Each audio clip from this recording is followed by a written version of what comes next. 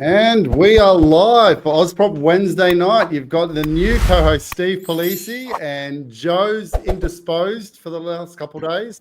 So I've brought in the big guns. I've got Toddy Sloan. Thanks for joining us, mate. Mate, pleasure to be here. Really looking forward to unpacking a lot of the detail with Kylie. Yeah, I was laughing at you before this, how I said I'm really good at talking but not good at asking questions. So I need someone who's a bit more composed. But we'll get started. I'll be question city, all ready for it. I'm already talking over you. But we've got Kylie Bazzi. My history with you is long. I think you did one of my earlier residentials. Worked with you a lot at Rethink Investing when I was there. Sending a lot of clients your way for resi and commercial as well. But welcome. Thanks for coming on. Thanks for having me, guys. I'm really excited. Bit nervous, but excited to be here. No, you'll be right. You'll be fine. So do you want to maybe start off and just give us the background, how you started your business called World Class Conveyancing, but where that all started? Yeah, 100%. So I didn't typically come from a legal background, early days. It wasn't the first career I got in. I probably started in more sales and customer service roles and then spent quite a few years in debt collecting.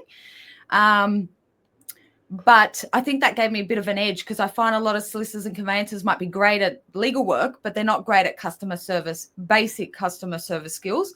And so I started the journey because I was drawn to people, helping people through big milestones. So I love helping people in like really stressful situations, trying to calm them down and take the stress off them.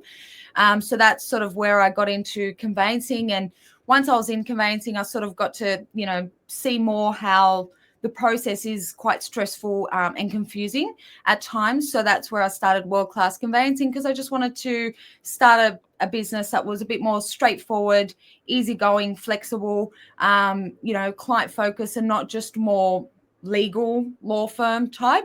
And look, I think I've built a good reputation on that with a lot of referral partners or other colleagues in our industry. So that's definitely good. Recently, we've expanded as well. So we're not just World Class Conveyancing anymore. We're World Class Property Collective.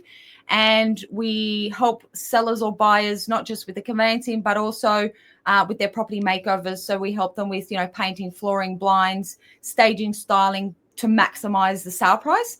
And also just to build that dream space for buyers or investors, moving in or renting it out, whatever their situation might be.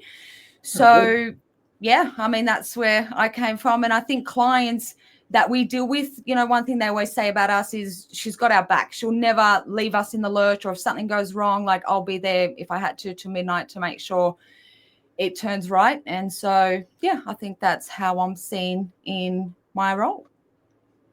I'm sure you'll probably echo this as well, Steve. Sorry, man. I think we might end up jumping over each other a couple of times, bro. But I'm sure you'll echo this, that a good conveyancer, it's almost kind of like you guys are really you're not appreciated, I feel, in the industry, and I mean this with all due respect.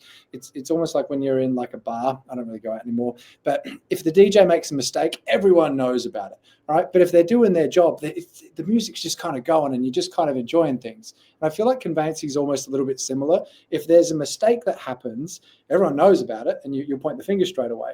But when things are actually going really well, it just kind of ticks along in the background. But it kind of leads me to the question that a lot of the time conveyancers can actually move things along faster, can actually really help the deal.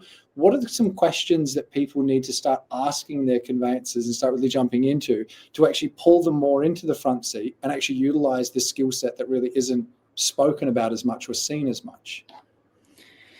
Yeah, so things that I tell investors or anyone in a property journey is to get us involved with the rest of your team early on, because obviously we're there to not only protect you and sort of safeguard you and check the contract and the leases and all that sort of stuff, but we can work with your strategy. So we could, help negotiate finance clauses or longer cooling off periods or due diligence clauses or longer settlements if you need to pull money, from other places, or rent back clauses and, all those sorts of things that can help align with your strategy.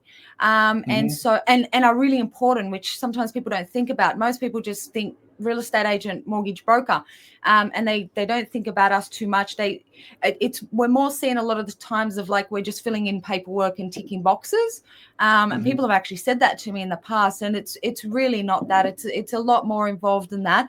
But get us involved early with the rest of your team, like your accountant, your buyer's agent, your mortgage broker, because a good team around you is going to be able to help you get to where you want to go. Absolutely. One of the things. Sorry, there you go. Yeah. I was just going to say the negotiation point. It's something that I bet you so many people just don't even think of to ask their conveyancer. But sorry, man, you go, Steve. I was going to take a step back when Kylie mentioned about how like the clients actually enjoy working with her, and like to echo your point, it is a weirdly thankless job because you're just dealing with problems, and then if there is no problems, you're just a fee that people don't want to pay. And my partner Lisa has the same thing. She's an insurance broker. No one enjoys paying insurance, so she can spend 10 hours doing something, and it's kind of like a stuff you have to pay a premium for it kind of thing. But the thing I know, I'm going to give you a plug here. Kylie calms the buyer down more than fixes the issues. So she's there to fix the issues, but most people get cold feet, especially with like commercial or resi, and they start panicking because you'll get some conveyancer or solicitor who just finds the problems and says, here's all your problems, whereas Kylie actually works to get a solution. And the solution might be crush the deal, which we do quite a lot. And Kylie's done a lot of our commercial ones where I can tell you they're not fun. Like they're constant issues coming up. And it's just basically she's like the in-between of the selling agent and the buyer and the buyer's agent just to sort the problems. So in terms of the questions then, like especially because I'd imagine that the commercial stuff is totally different to your resi stuff. How do you even weed out if a conveyance is actually good for it? Because I'd imagine there's some conveyances that would be like, yeah, I can take the work, and maybe they're actually not a good fit for that kind of stuff. Actually, let's jump on difference between solicitor and conveyancer, because I get asked that all the time. People go, oh, I'm going to pay more because it's a solicitor. But what's your thoughts on that, Kylie? Yes, we hear this a lot. So just to let people know what the difference is. So a solicitor can deal with other areas of law outside of conveyancing, like family law or personal injury or criminal law. Mind you, they don't deal with all of them. They usually specialize in probably one of them. Where conveyancers can only deal with property law. But the difference is, like, there's great conveyancers and great solicitors, and there's bad conveyancers and bad solicitors. You're not getting any better because one's a solicitor and one's a conveyancer. I know many conveyancers that will knock solicitors out of the ballpark, and some great solicitors that will make the conveyancers look like crap. So it's nothing to do with the solicitor versus conveyancer. But I always say, that we're specialized in conveyancing. That's all we do all day, every day. And someone could go and do whatever industry it is or whatever work it is that might not even require a degree or a diploma. And the experience alone could make them better than someone that even did it. So we obviously have to get a degree to become a conveyancer. But the experience on top of that, you can't beat it, because I know I've got many solicitor friends that call me with conveyancing questions because they know I do it all day, every day. They might do a handful a month where I could be doing 50 to 100 a month. So I see a lot more than they see. And I think we're not only specialized, of course, but more flexible. We can pick up a lot of the day-to-day issues before they happen, where solicitors won't. They'll just roll with the motions, 9 to 5 legal, where we see it. Like, I can see it from a mile away. If there's an issue, like, I can already see it, weeks in advance and go, hold on, something's not right here. So no one's better than the other. There's, like I said, there's great in both, but the difference is we will do huge amounts compared to solicitors. So I think for someone that needs other legal work, for sure, get a solicitor, but not any solicitor. You need a solicitor that deals with that area of law. But for conveyancing, I would go conveyancer because they're specialized. So otherwise, it's kind of like asking Steve to buy you a car. It's like, oh, well, you're buying, aren't you? It's like, yeah, but that's not the thing I specialize in buying. Like, so yeah, that's right. On that note, I quite literally just got off the phone to a friend that I was actually just helping buy, and explaining to him the certificate of currency. And he's going through his settlement period right now. And I'm like, dude, like, you need to get this. I was tell him to get it last week. What's the thing like that a lot of people are unaware of that you would see all the time as a conveyancer that maybe a solicitor doesn't see, that you might be jumping on the phone going, yeah, dude, this is normal. It might be a 1 in 100, but because I'm doing hundreds of them, it's a normal one for me that others will just miss. Yeah, look, it could be, there's so many things. Like I think a lot of time, like we always have a laugh in our industry that whenever we get someone on the other side that acts for the seller or whoever opposite that we're acting for, always the painful ones, unfortunately, and I'm not being mean, are the solicitors. Like they just don't, they're not quick. They don't pick up the day-to-day as often, as quickly, I should say. And so even little things like, you know, applying for ATO certificates or ordering, you know, searches or things at certain times because, you know, next steps, if you don't order things by that time, the next step's not going to happen. They're probably not as quick at doing those things or picking up those issues or things that could delay the process as early as they should. They're hard to get hold of because a lot of them, you know, deal with other legal matters. They're in court or things like that. So it's hard to get hold of. And most of the time when we're dealing with a solicitor, it's not even them. It's usually their assistant doing the matter. So although that poor person thinks, oh, we've engaged this brilliant solicitor, it's not most solicitors are not sitting there doing conveyancing. Most solicitors I know say, I wish conveyancing didn't exist. Like I charge $600 an hour, but you want me to charge $2,000 for 12 weeks of work? Get out of here. So it's just that. There's probably a generalized statement, but I find that the solicitors just want to cause problems and drag the problems out as opposed to just coming up with a solution, because the seller wants to sell and the buyer wants to buy if there's no issue. But I find the two conveyancers or two solicitors sometimes go head to head, and the bill wraps up as well. The bill gets bigger and bigger and bigger, especially with commercial. Yeah. They're not as flexible. I think they don't have that customer service type background. It's more legal, court, 9 to 5, and it's just black and white for them. And so, yeah, it can be hard sometimes, some of them dealing with them. Not all of them. Some are great. You know, of course, if they specialize a bit more in conveyancing and property stuff, some are phenomenal, but there's plenty that are not. So there's definitely, you shouldn't be picking on conveyance or solicitor. You should just be picking on reputation, service, you know, what that professional is going to give you. But yeah, definitely in terms of comparison, we do huge amounts of conveyancing compared to the same type of solicitor. We're all saying off air, was it close to 10,000 deals that you've done, which is just ridiculous. Easy. Yeah, it could even be more, to be honest. That's sort of a best guess. Generally, like we do sort of 30 to 50 matters a month.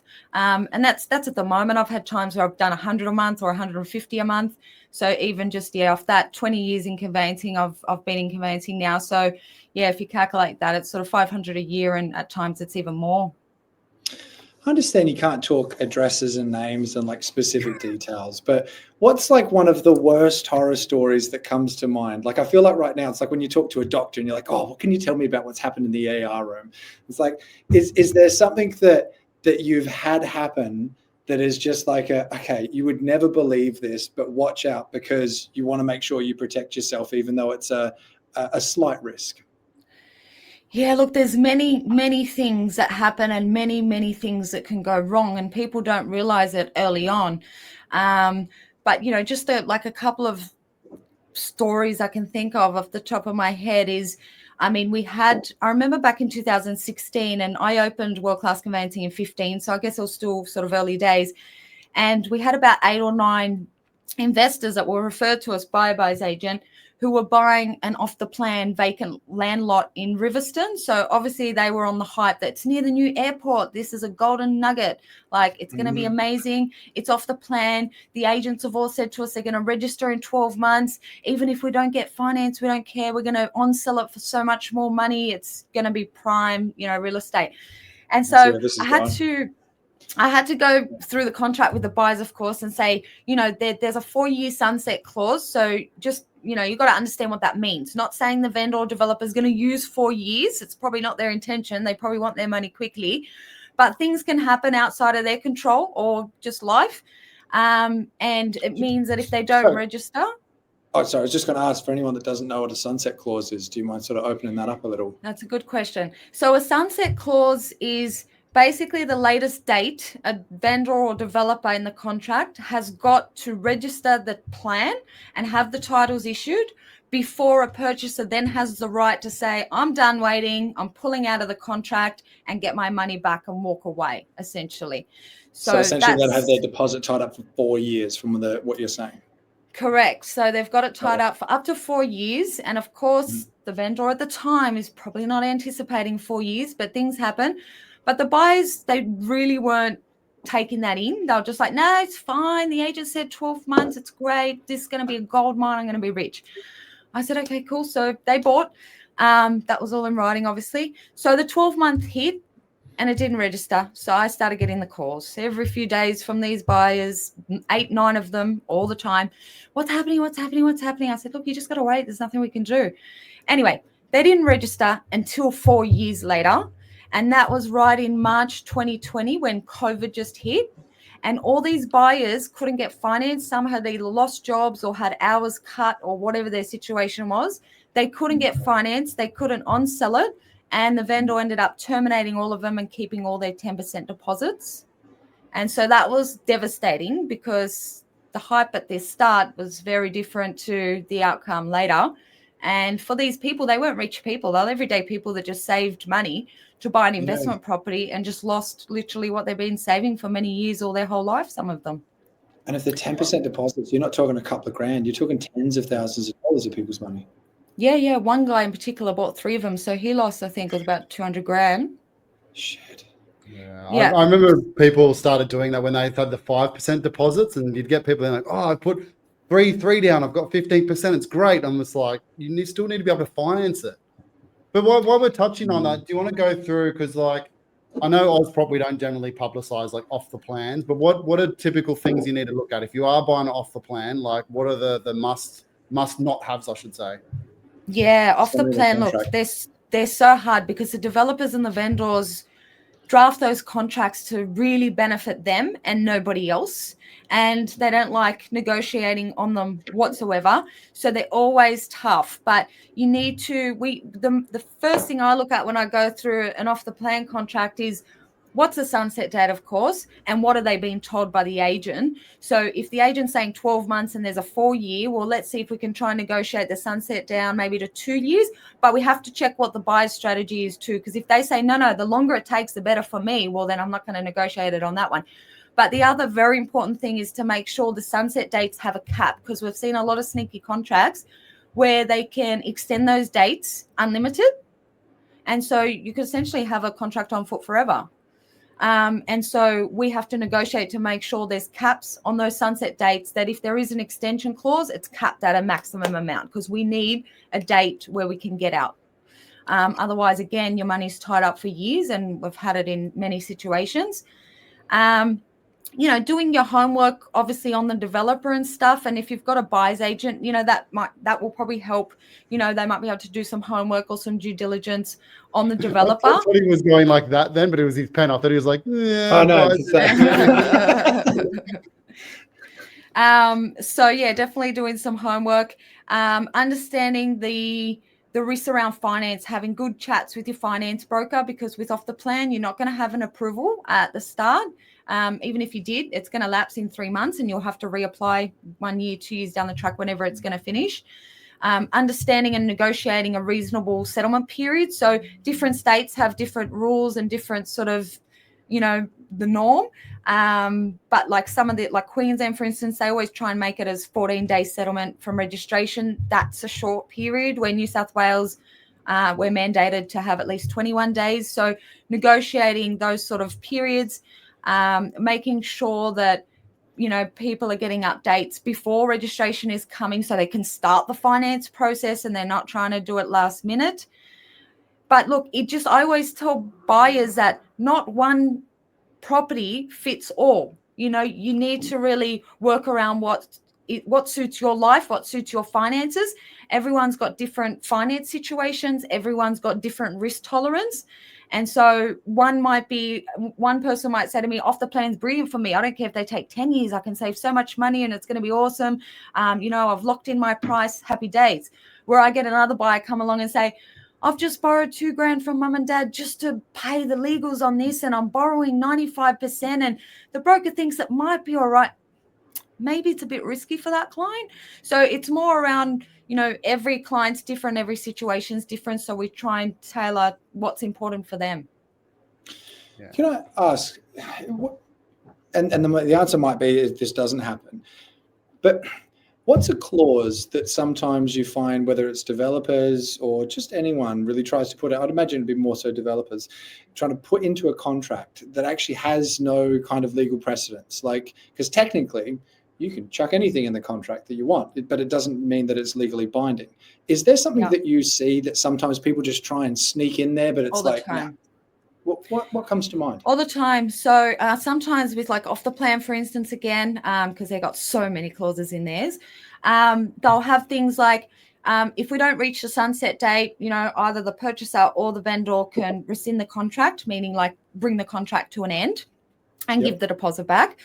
But for instance, like in New South Wales contracts, the vendor can't rescind anymore. There's been updates to off the plan legislation. I believe it was 2015, where they changed it to say that no, once the sunset date is reached, if they haven't registered by then, the buyer can pull out, no problem. But the vendor can only pull out if either the buyer agrees or with a court order. But yet they still try and put these clauses in. And now they've even tried to go around that and put other clauses not around the sunset. They say, if we don't get funding or the development's no longer viable, the vendor is allowed to rescind the contract. So essentially, it's like the vendor can just rescind for any reason, or if there's delays with the sunset, they say, oh, the vendor can delay the sunset, for any reason they like, and their project manager will be the, who determines that. So there's always, all like release of deposit clauses that they put in there, which is a big no-no, especially in developments. People try and put those in. They try and put like settlements at 14 days. And for instance, if that state's mandated to 21, it's like, you can't be doing that. So there's always clauses that people are trying to put in that contravene legislation or regulations, and they still try. Because the reality is that you might have a legal right as a buyer to certain protections or certain legislation or whatever it may be, but enforcing those rights are another thing altogether. And so developers know that the everyday buyer is not going to take them to the Supreme Court and fork out $100,000, for those few visits. So they use that quite a bit. So there's always clauses in contracts, especially, higher value ones, off the plan ones, that just purely benefit the vendor or the seller and nothing for the buyer whatsoever. It's just more to the point about you wouldn't know this as a general punter on the road. This is no. But and if everything went wrong, it's the music is stopping, you're noticing real quickly. But if you've got 100%. A good conveyancer on your team that's like, actually, wait a second, this and this, total BS. Yeah. And sometimes I try not to stress the clients out. Like, I don't even tell them initially that, hey, there's all these terrible things, and I don't want to freak them out. So usually what I say to them is, yep, I'm just negotiating some amendments, let me get back to you. And they could be horrendous, but I don't want to stress them out at that point, because I'm pretty good at negotiating those things. Steve can probably attest to it. I am really good at negotiating those things. Sometimes I have to be a little bull terrier, but and then once I've got the responses, you always seem nice when you're talking to you until there's an issue, and then the real Carly comes out. No, but it's like sometimes you just get nowhere. You're just hitting a brick wall. But yeah, so I go do my thing first, and then so sometimes the client won't even know I've gone that far and got them that outcome. Like, I'll tell them, obviously, look, there's things there I had to negotiate. Don't worry, thumbs up. We got a great outcome. And I give them all the good news so that I don't need to stress them out unnecessarily, because I always feel the conveyancers, like, and I say that to clients, I feel like we're always the messenger of the bad news. Like, always, like, oh, these conditions are terrible. Oh, that lease is terrible. Oh, you got to change this. No, don't do that. And so we're always giving the bad news, because that's just what we have to do. And so, yeah, I try and make it as stress-free as possible. One of the things I always say about conveyancers, they're the only person in the whole system of buying a property that is generally like looking out for your best interests. Like, buyer's agent wants a deal to go through, they want to get paid. Mortgage broker wants a deal to go through. Conveyancer gets paid either way. So they're them pointing out problems is they're generally the only person in the whole thing looking out for your best interests. Yep. Purely, like, that's our only job, is to, like, it's drummed in our head daily that, if something goes wrong in this matter, you could swear black and blue you did everything right and you could still be found liable. So your duty is to protect that client with every ounce of your soul. So that's literally every time we're talking to a client or another colleague or the other side or agent, our head's just going, is our buyer protected? Are they getting any bad deal here? Do we need to change something? Are the conditions good? So that's our mind 24/7. And it straight away goes to what are the risks? What are the risks? What are the risks? So trying to manage that, which seems like a downer, bad news messenger lady, manage that with the customer service and making it a great experience is tough. But, over the years, you get the skills to be able to do well in that area. Yeah, what makes you love it, Kylie? Sorry, actually, no, go for it, Steve. There's a question here on YouTube about what if conveyancers not being transparent about the contract, though? I'm not sure if they're referring to being the seller or maybe the buyer. But I imagine if your conveyancer's not looking out for your best interest, they're not your conveyancer then. Yeah, well, I don't know. I'll probably need more context to that to answer it. But no, we're always transparent about the contract. We're just working out how to not stress. If we literally get you on the phone and say, oh my God, let's go through these 700 special conditions. The vendor can do this, the vendor can do that. You can't do any. Nobody would buy a property in their life. So it's more just balancing it to go, okay, let me do my thing here and try and get these things changed and made better for the buyer. But at the same time, not stressing them out unnecessarily, because some of these things could be pretty standard in a contract, although they're bad. And so it's trying to balance that. So no, conveyancers and solicitors are usually going to be always transparent about the contract. That's all we're doing all day, every day. And if we're not, again, we could get sued. So not sure what they mean about that specifically. I was going to take a little bit, and I don't know if I'm allowed to say this, but when you find an issue, for instance, you will then obviously, because I'm the buyer's agent, will tell me, hey, there's an issue here. And then I'll go to the selling agent and see what solutions we can come up with, because as you know, if the conveyancers or solicitors just go head to head, it just goes on forever. But at least if it's let's see if we can get a price reduction. Let's see if we can extend settlement. And we find by me going to the selling agent, them going to the actual seller, we can actually get it resolved outside. So it's this weird, we're working together, but separately, sort of. Yeah, having a good team, again, is important, because if you're not strategic about the way you're asking things or the way you're requesting things or what you're asking or how you're asking, the solicitor on the other side just takes it sort of puffs up and can take it personally in a way, and they just fire back, or you get no movement. So sometimes I've even got to be a bit strategic and say to the client, okay, we're going to go to the agent first, but the buyer's agent will, so I don't look like I'm stepping on any toes. Let them chat it out, see what solutions they can come up with. And then if they do come up with a solution, that will go back to the seller solicitor. So when I go in, it's nicer and better communication.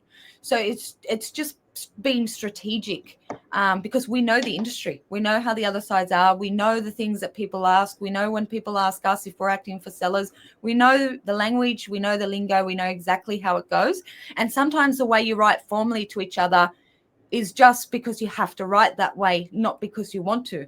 Because at the end of the day, I remember a senior conveyancer once years ago said to me, Kylie, just remember, every time you're writing to a client or you're writing to another solicitor, you're not actually writing to them. You're writing to one day to a judge if the matter went to court.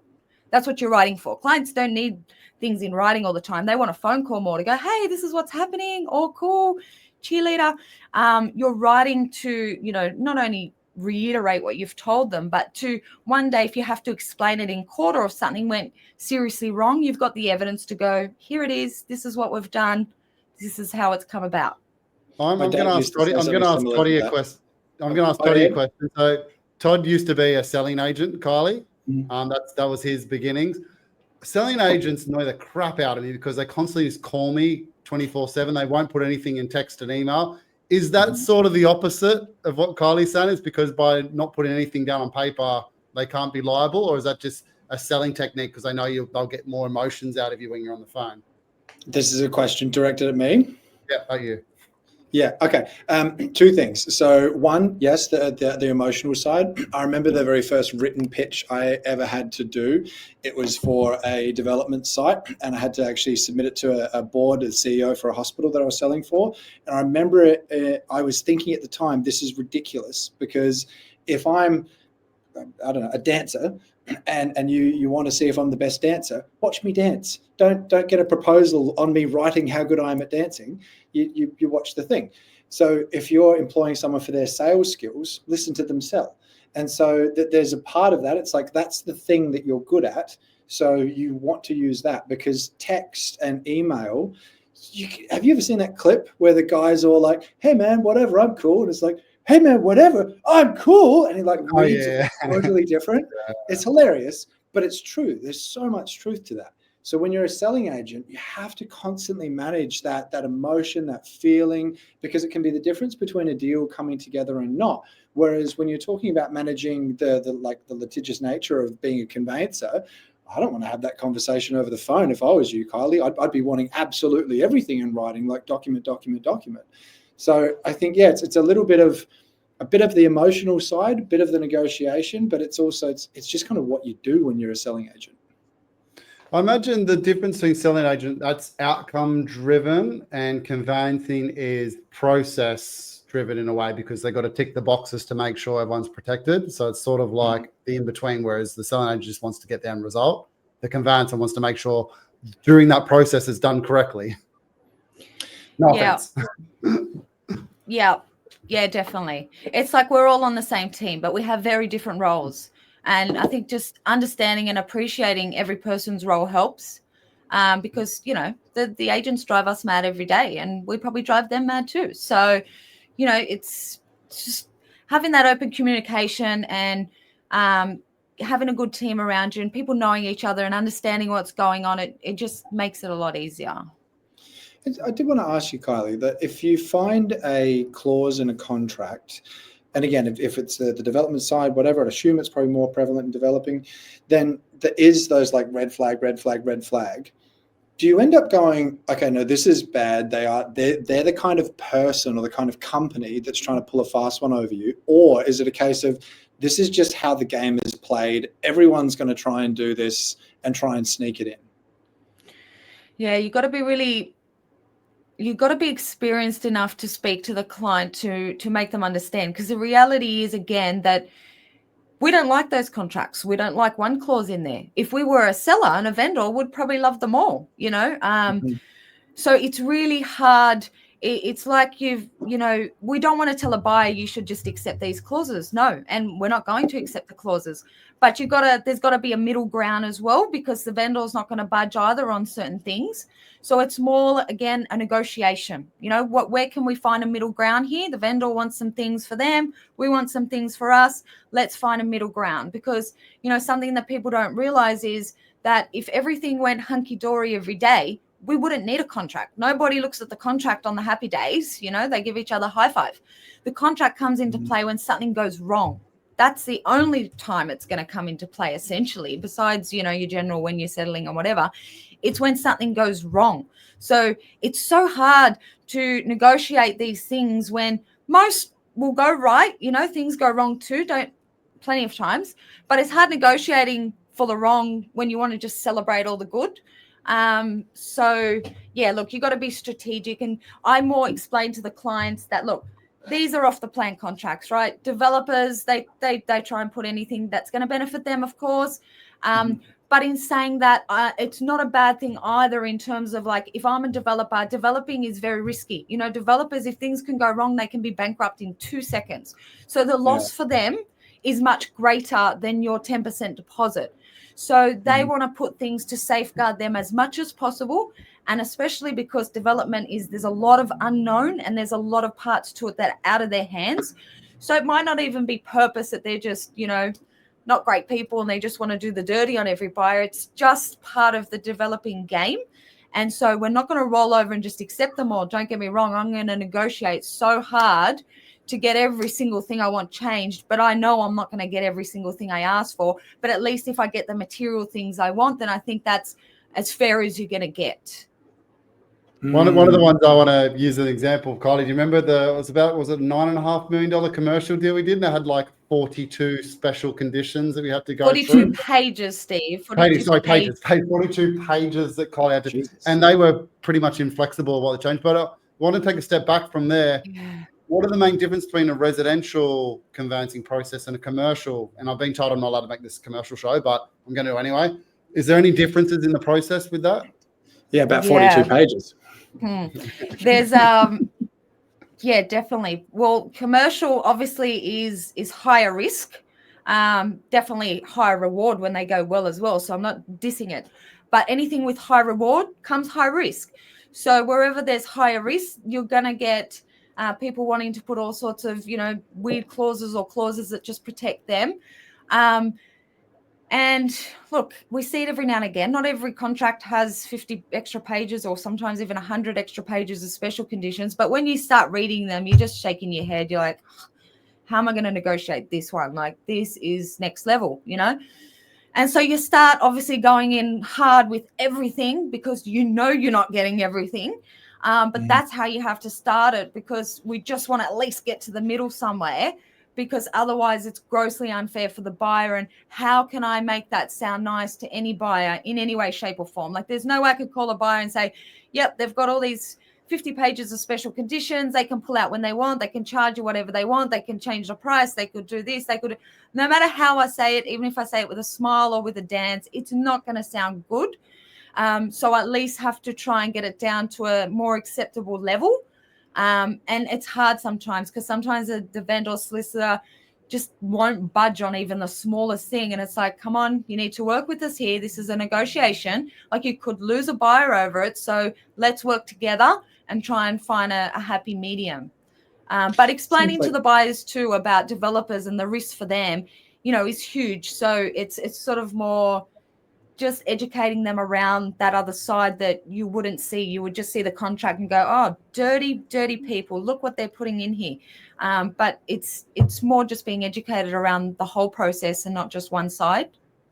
So it's a lot of emotional management from what you're saying. So it sounds like you're almost trying to, like, you're the doctor trying to just make a tumor sound like a bump on the head. It's like you say what it is, but let's just make you not feel as bad about it. It is hard. It is, yeah, you got to be strategic. And so there is times where I go in so hard, I ask for the world and I get zero. And then no matter how hard I've tried, it's still zero. So that's when I have to go back to the client and say, look, this is a situation. We've asked, we've tried, we've begged, we've pleaded, we've had the agent involved, we've got the buyer's agent involved. I'm still getting absolutely nowhere. I'm going to have to now send you a big email about what all these mean and what the risks are for you. And it's going to be your call at the end of the day. Because again, these only come about if something goes wrong. And it's not every day, like, it's not every matter that something goes wrong. So it's like, a buyer might down the track, if they didn't proceed, go, oh, I kick myself now. That was an awesome investment, but I didn't proceed because if these ifs that could have happened didn't happen, probably didn't happen, the next buyer settled. And so it's really hard to have those conversations. What about protective measures? So we know with like commercial, you can get a due diligence clause. So going back to resi, like different states obviously have different clauses you can get for finance, building and pest, due diligence even. Do you want to maybe give us a little run through of like the general differences in the states? Yeah. So to answer your question that I probably didn't answer on the last one, do the resi as well have, those same sort of clauses and conditions? Not to that level generally. Residential, a bit more straightforward in terms of the type of conditions and stuff they have. They might have an odd few that were like, no, that needs changing. But generally, they're a bit more easier managed, less risk. People more come to the party on those sorts of things. So that was just to get that out the way, because I've slipped my mind. In terms of the different clauses, so yeah, again, different states probably work a bit differently. But just as an example, like residential, for instance, in New South Wales or Queensland, you've got a 5-day cooling off period. They differ about when they start, but there's a 5-day cooling off period with both. Generally, you'll have finance clauses on both, unless it's auctions, then they're very different. That's a very different kettle of fish. Generally, you'll have finance clauses. With resi, you might have, well, finance clauses are not the norm for New South Wales, but for other states they are. All of the other states they are. Pest and build clauses, again, that's probably not norm for New South Wales, but they are a bit normal in the other states. So they vary, but you can negotiate whatever it is you like, essentially. And again, your professionals that you have involved, like your buyer's agent or your conveyancer, they're going to know what they can and can't negotiate in that state or on that particular matter. But yeah, they do different. You won't ever usually find a due diligence clause for a residential because you're not going to do that type of high-level due diligence on a residential. They're lower risk. There's a housing crisis. People are dying to rent properties, so they're generally lower risk. And so you won't do as much due diligence as you would on a commercial. Commercial, you'll have a lot of due diligence and your whole purchase is rounded around that due diligence, where res is not, probably more around a pest and build and finance. They won't even give you the information until you sign a contract with commercial for most of the due diligence anyway, because like they want obviously sometimes it's like 20 pages worth of documents, whereas residential, building and pest and but the type of residential I've actually found, I've been like looking for principal place of residence, as you know, around the Northern Beaches, and the agent straight away wants you to sign a 66W. There's no calling off, they straight away. So it just depends on what type of asset you're getting as well. Yeah, it depends on the area and the market at the time. So I find when the market's hot and things are selling like hotcakes, you've got agents wanting to take everything to auction or sign everything with the 66Ws, which means you're waiving your right to a cooling off period. And probably more so in some more high value areas as well. I think the view is you got more money, you're right, like sign it and let's go. But again, it doesn't suit everyone. Everyone's situation's different. I might have some clients that I know their history, I know their finances, and I know what's possible. And I know they always have a plan B if something went wrong. So cool, they can sign a 66 because the risk for them is low, versus a first-time buyer scraping every dollar together and had to borrow $1,000 off mum just to cover council rates. No, so you really got to suit it to the type of client and the type of matter you're dealing with. Speaking of the risk side of things, Kylie, for anyone that's a little bit newer at this and maybe there is more in the residential space, can you actually open up what is the risk? Let's say that they just go, yeah, cool, sign here, press hard. I don't know what I'm doing. Yeah, I trust you. What can go wrong? With residential? Yeah, if you sign a 66W and then all of a sudden they can't get their finance together, let's say, could you sort of take the way that would unfold? Yes. So the biggest thing is finance. So obviously with the 66W, the banks or lenders are not going to give you unconditional before you sign. They want to see a signed contract with a price and your details before they even usually book in a valuation. So when you're signing with the 66W, waiving your right to a cool-off, it means you're going in with the hope you're going to get finance. And a lot of clients think a pre-approval that's it. Pre-approvals make or break and we're good. We've got a pre-approval. I get the same wording probably daily where a client comes to me and says, I want to negotiate it on this purchase and I want to, sign contracts, and the agent's asking for something called a 66W. I don't know what that is, but let's just do it. And I always have to say to them, you do realize like you only got pre-approval. Like that's just, initial interim look at what you're giving the bank or lender, and they're saying, yeah, based off what you've told us, we'll lend you up to $1 million or whatever it might be. Like that's not unconditional. And I've seen people have pre-approval and not get unconditional later. It happens. So essentially you're buying a property hoping you're going to get finance later. And so if you sign that contract and that 66W, waive your call off, pay your 10% deposit, and then you don't get finance later, the vendor will terminate the contract and you'll lose at least a 10% deposit. And sometimes they could sue you for other damages if applicable. So that's probably if they can't resell it for the same price that you've been contracted at, then legally, are they allowed to actually come after you for the difference? Yes, they can. If it's more than your 10% deposit, they can. Yes. Got it. Okay. And I've seen it happen. That's what I was going to say. I'm not trying to scare the poop out of anyone, but it's just more of the realities of going into something like this without actually understanding what the potential consequences are. But again, this is the whole point in having an experienced conveyancer in your corner to be like, wait a sec there, mate. Do you know what this is about? And are you sure you should be signing this just yet? Yeah, I could say probably nearly 100% of clients that we deal with don't know what a 66W means, but because they're so excited about the purchase, they're like, oh yeah, the agent says send that 66W, whatever that is, just send it over. And they don't actually understand what it means. Also, even with things like these days, we're getting more and more agents provide buyers with a pest and build report or a strata report and things like that. Now, from a marketing perspective, that's awesome. And it's great you have it there in case there's an auction and you get a last minute buyer, whatever. But we have to then say to the buyers, you can't rely on that report. You have to get your own. and they don't understand, like, what do you mean? But they've given us a report. Like, why would I get my own?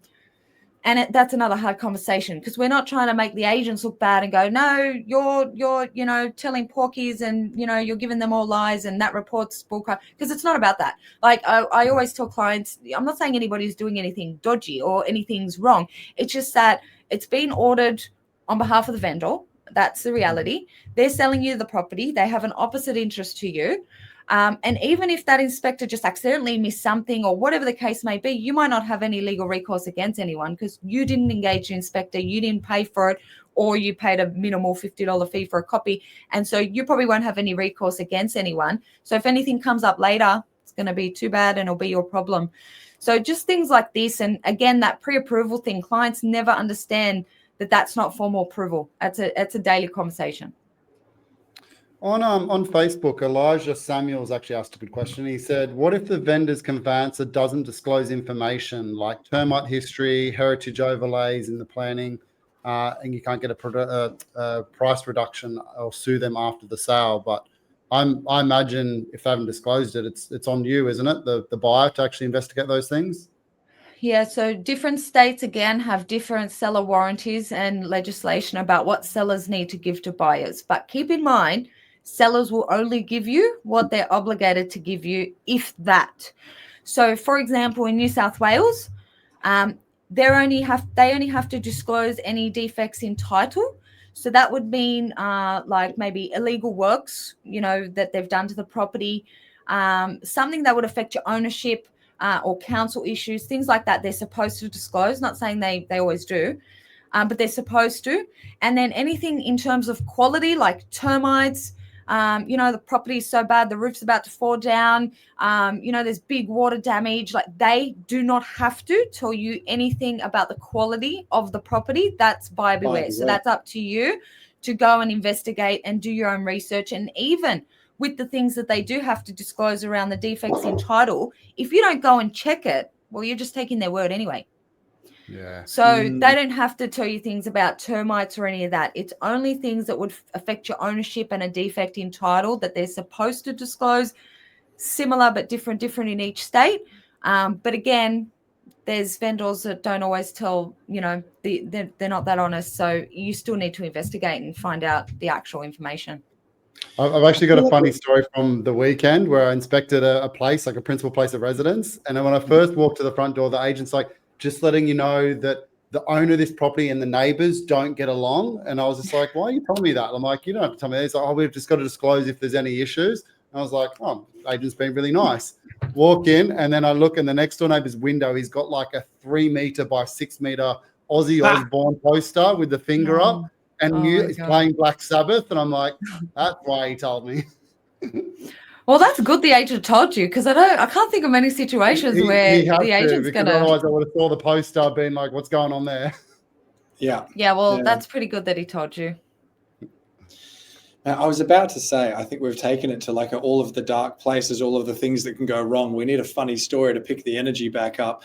But is there anything else that you've got as far as like what we need to be aware of that you feel people do sort of commonly get wrong? That's maybe I want to say a little bit more lighthearted, but I guess this isn't. This is exactly like what your wife's doing, Steve. It's the thankless stuff that is so important to get right, though. Yeah, it's not. They're not fun or visually happy topics to look at or to talk about, but things that people get wrong. So, structuring for the future is something that people get wrong all the time, especially for investors.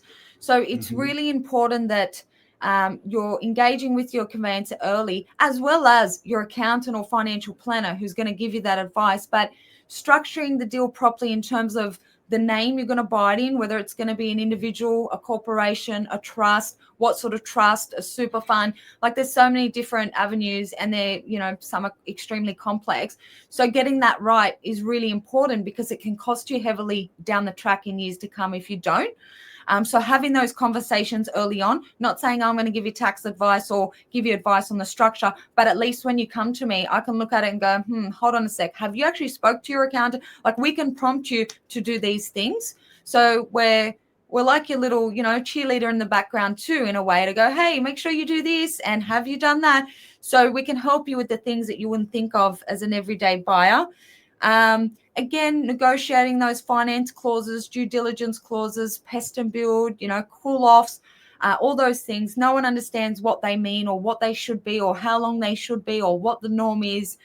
So people are always getting that sort of stuff wrong and not understanding, again, about the 66 Ws and things like that. So you have to just make sure that you're speaking to your conveyancer early and just running through your situation, what the plan is, what your future strategy is, and what you're looking at that time, so they can guide you and give you as much advice or tips as possible. Because again, we don't see the property. We only see the contract, and the vendor is only going to put in the contract what they have to put in a contract. So there's so much information that's more important than just what's in the contract. Outside of the contract, especially with commercial, for instance, the due diligence and everything else is probably even more important than what's in that contract. The contract's a formality, but you've got other things outside of that you really need to get right and focus on. Otherwise, it can cost you a lot of money or a lot of stress later. Even lining up settlement dates, like, people just don't realize that they got to line those things up, especially if they're selling and buying at the same time. That's a whole nother kettle of fish, that one as well. I can actually open up a funny story. Steve, you'll appreciate this one too. I actually did exactly the mistake that Kylie's talking about. I negotiated a deal years ago when I was in bed with COVID. I made the stupid mistake, it was in Queensland, of because I was just gone. But I didn't want to let it go. And I was like, that's all right. We'll put it in Todd Sloan and or nominees, and I'll switch it later. You would know, Kylie, nodding your head straight away. You can't do that in Queensland, and or nominees is not acceptable. I then found that out later after I got better, and was like, bugger. Okay, so I can't put it in the trust yet because the trust was getting set up. So I'm like, all right, I don't want to lose the deal. Just go ahead with it. We're now going through the process of fixing that costly mistake, which, you'd both be aware is triggering stamp duty, CGT. I'm not going to get into all the details, but the funny story is I was on the phone with the lender today, who will remain nameless, called them up and told them, we're doing the switch, putting it into a trust, blah, blah, blah. And he thought I was the broker, and he was talking to me totally different. And he was just all like, it's a bit of an ugly one, isn't it?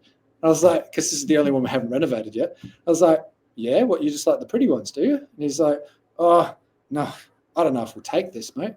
I'm thinking, you've already got the security, but sure, let's play this out. He starts telling me, the LVR needs to be this and that. And I think it was because I was talking about low docs and different LVRs, and I was kind of speaking the language. This is why he made the assumption. But then when he ended up digging a little deeper, and he's like, oh, wait a second, we've got this. This is ours. And I'm like, I was wondering when it was going to click for you. It's kind of felt like you're checking your wife out, wondering if you want to ask her on a date. You've already made the commitment here, mate. Like, I've got the security with you. That's hilarious. But the whole point is, it's an expensive exercise for us to fix, and we're going down the path now of fixing it because, unwrapping the rest of the portfolio without going into all the detail of it, it is actually worth us paying the cost and moving forward with it. But I wish I didn't make that mistake. It's literally a name. And it's going to end up costing us tens of thousands of dollars to now rectify. So just more to the point of what Kylie's saying, it's this one little detail, but there's big implications.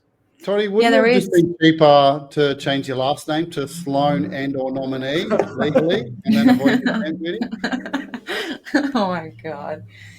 I wouldn't be surprised if I get a buyer send that through to me, to be honest. Well, I think our trust is called Batman something or other. So I wonder if I can just get my name changed to Batman and then anyway. Yeah, the name thing's so important. That comes up all the time. People don't realize. And when I bring it up, like if I get a contract, I can usually just look at it and already I know something's off. And I call them up like, give me the trust deed, give me this, give me that. And I'm like, this is not right. Oh, but, same. No, it's not. Like it can actually cost you stamp duty and other taxes. Yeah, let me touch on that for a second because that's an important point, and that's the bane of my existence as well. People getting their trust names wrong. More importantly, self-managed super funds, like that is a can of worms that is just horrible. Like the states are different. In some states, you can put it in 3 different ways. Like, do you want to maybe expand on that a little bit? Yeah, self-managed super funds are very tricky. There's a lot of laws around it, and obviously there's a different process if you're buying without the borrowing versus if you need to borrow money. So probably the most common things that come up is the name on the contract. Yes, they vary in different states. So in one state, it might be that you put, the bear trustee acting as trustee for the bear trust. In another state, you might just put the bear trustee on its own. If you're not borrowing, there won't be a bear trust, so you'll put the self-managed super fund. But clients themselves, that's the thing that we learn in our industry is we don't just accept what the client tells us. It might sound bad, but we know they don't know. So when I say to a client, what name are you going to buy it in? Oh, yep, Bob Jane T-Mart. That's good enough. And like I already know at the back of my head from the questions I've asked and the things that he doesn't even know his name that it's going in. So then after usually contact his accountant or say, give me the trust deed and I can have a look and get the name right, because clients don't know themselves. That's how complex it is. And just to tell you how complex it is, I've bought myself in a self-managed super fund, and my own financial planner mainly the financial planner who helped set everything up. I got audited by the ATO and he got something wrong. They even put the wrong name on my self-managed super fund Macquarie bank account. And I was like, wow, if the professionals are getting it wrong, how's anyone else got a chance? So it is. Yeah, we all know Jeremy Nuzeli. He gave us a cheat sheet for the self-managed super funds, and we look up that to try to at least have another person checking it. Then we say, go back to your accountant, and then people like you also pick it up as well. And we still get it wrong. Yeah, it's so hard because it depends on the state, depends on the situation, depends if you're borrowing, depends if you're not. It's really conveyancers and solicitors get it wrong daily. Accountants get it wrong. There's a comment on Facebook by Serena saying 100% check with your accountant for wording before offer. And I've seen accountants get it wrong. And then you're like you said, if accountants can't get it right, how's the buyer supposed to get it right? Yeah, it's so hard. Like I feel like some everyday accountants who don't specialize in it might take it on because they've had that client for years. So they're like, yeah, that's fine. Like I'll do it for you. They're usually engaging external parties to draw up everything. But then they're even getting it wrong. And it's like, I'm looking at it going, nah, this is not right. Are you sure? And the accountant's like, yeah, no, definitely it's right. And I'm just thinking, I don't know what to do here. So yeah, it's even the best professionals can get it wrong because they are complex, especially the super funds. They're the most complex of all. Right. On that note, I'm going to have to play an ad because Jeff Miles will kill me. He said I was supposed to play 40 minutes and we're an hour in. So here's an ad, everyone. Let's hope it works. Everywhere you look, someone else is making money in property except for you. Your mate, he just bought a house that's already gone up $100,000. There's some bloke on Facebook, he's bragging about pulling in a 7% rental yield. Meanwhile, you're stuck scrolling real estate and domain, confused as hell and having no idea about where to start. Or maybe you're that mate that's got $100,000 in equity. You have a few properties under your belt, but you feel stuck. You're unsure about how to scale without over-leveraging and not knowing what the next right move is. So why does it feel like everyone else has some kind of secret that you're missing out on? It's because they do. There's a reason some people keep stacking properties while others sit on the sidelines stacking excuses. There's a reason why some investors buy under market value while others pay too much. There's a reason why investors know the hot spots before there's any heat. And there's a reason that some people build $150,000 in passive income while others just spend years thinking about it. And it comes down to knowledge.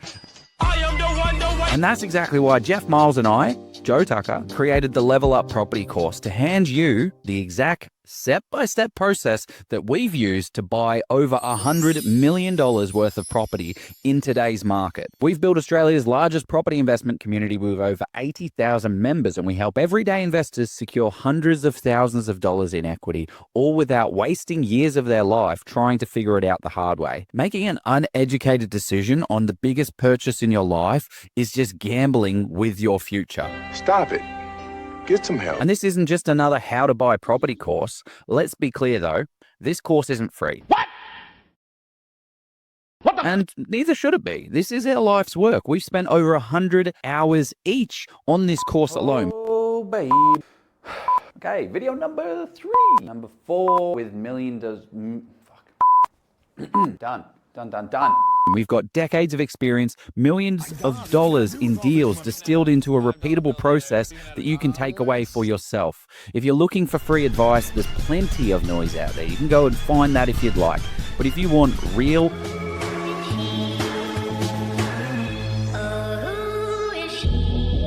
actionable, step-by-step guided process that works in today's market, then this investment is going to change everything for you. By the time that you finish this course, you will have full confidence. You'll have every tool that you need to build an amazing portfolio if you act on it, right?